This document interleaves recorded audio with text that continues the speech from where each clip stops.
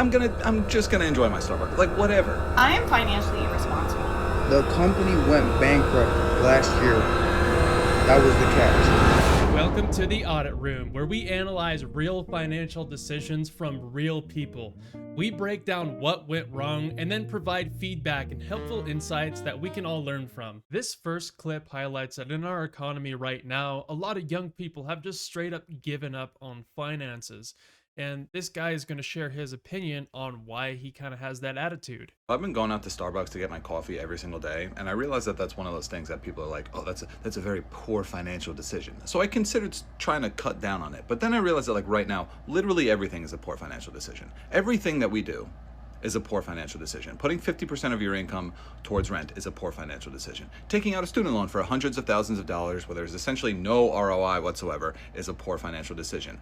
Breaking your ankle, horrible financial decision. You want to get sick? That's a very fiscally irresponsible thing to do, kid. I'm sorry.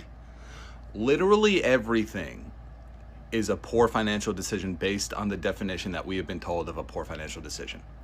So I'm just gonna enjoy my Starbucks, like, whatever.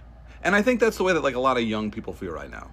Is it's like we've kind of lost the ability to build for the future. So people are just like, whatever. I'm just like, why would I save now? I'm just gonna enjoy my life because this is all gonna come crashing down at some point. So I might as well have my little Starbucks. And now, I really understand where he's coming from here, but there's a few things I disagree with. For example, I actually don't think buying Starbucks is a bad financial decision.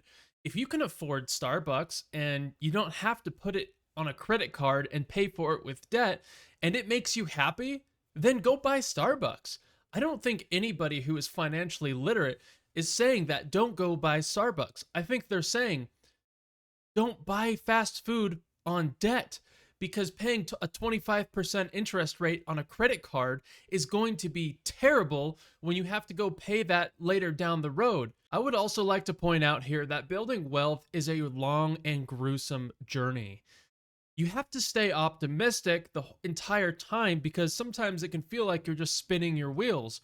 But wealth is not built overnight. Wealth is built with consistency over many, many years. And it can take a long time before we start to see that exponential bell curve when our net worth starts increasing rapidly. Okay, this next clip blew my mind, and it highlights the state of panic that these car lots are in right now, trying to pawn off electric vehicles where the company went out of business onto anybody without any remorse or care for what this person is going to do when this car is coming with zero warranty and zero customer service. I was at a car dealership, and the guy that works there comes up to me and asked me questions about what kind of car I wanted, what my budget was, and asked me if I wanted an EV or a gas car. And I said, I don't care. And I proceeded to tell him what my budget was, and we go from there.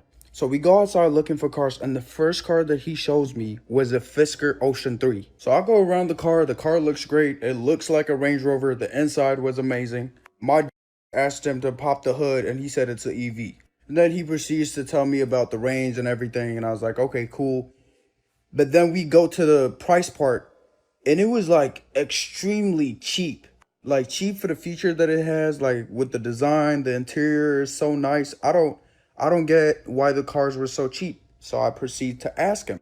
The company went bankrupt last year. That was the catch. He said they don't run no more, so it's going to be really hard to, like, find spares parts for the car. So I was like, what if I get stranded? And he was like, GG's, bro. Okay, this guy is extremely lucky that the car salesman at least let him know that the company that made the car is actually out of business now.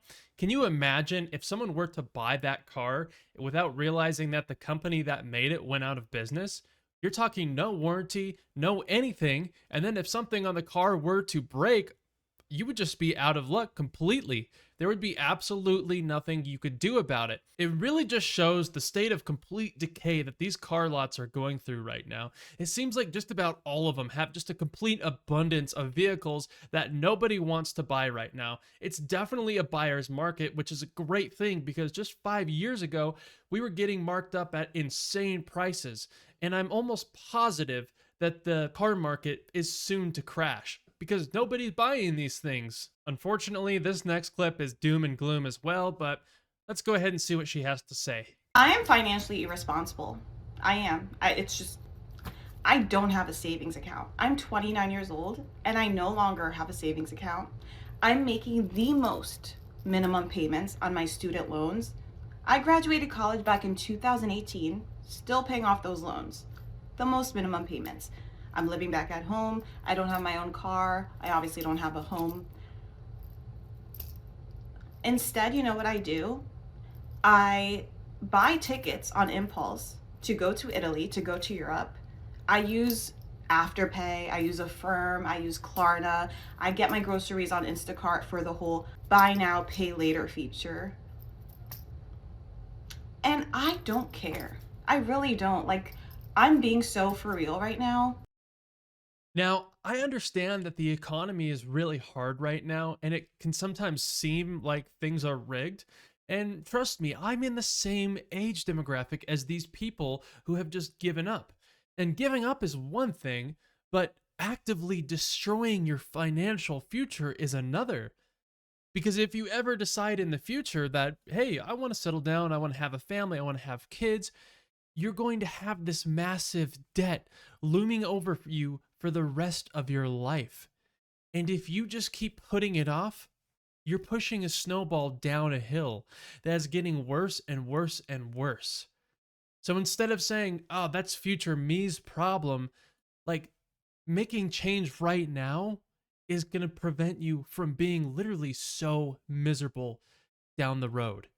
Now, thankfully, this seems like this girl has a support system. Obviously, she might be living with her parents because there's no way that you could be putting everything on Klarna or whatever and still paying for rent. It just seems impossible. Okay, this is the last clip for this whole video, but it's a good one because this girl used to be a car salesman and she's exposing the entire industry of how it's corrupt and how they were pushing these scummy deals on kids who didn't quite understand it yet. I was working at Mazda and watching people get absolutely ripped off with their car finance every single day. Customers would come in needing a car loan, and we had to mark up their interest rates by 2% just because it was legal so the company could make more money. I would see young people signing loans that they did not understand, paying thousands more than they needed to because nobody explained their options. And the worst part was I was part of that problem. I was trained to maximize profits, not help people get the best deal, and I literally couldn't sleep at night doing this job any longer. So I left and I became a finance broker. Now I compare 25 different lenders instead of pushing one bank's products. Everyone deserves better than bank speak and just one option. That's why I do what I do now. This girl restores my faith in humanity.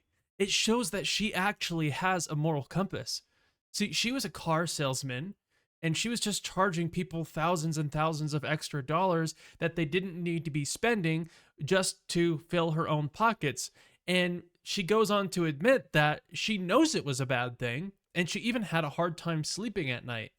I couldn't imagine doing something like that and knowing I was being predatory and I was a part of the problem, and all of these young people out there that were buying vehicles and just getting terrible deals on them and ultimately screwed over in the end, knowing that she can at the end of the day become a part of the solution instead of the problem is an awesome thing to watch. It's a great hero arc, and that wraps it up for this video.